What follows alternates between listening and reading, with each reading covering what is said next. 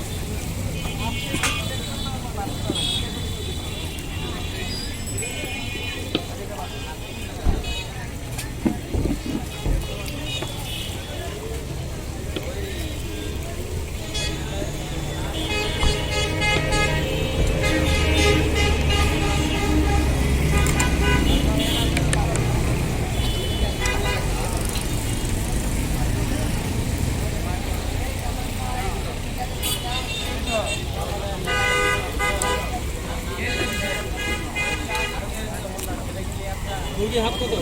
Half হলো 160 টাকা, 150 টাকা লাগবে। আর একটা হলো 80 টাকা কোয়ার্টার। 10 টাকা দিলে 80 টাকা মাংস হবে।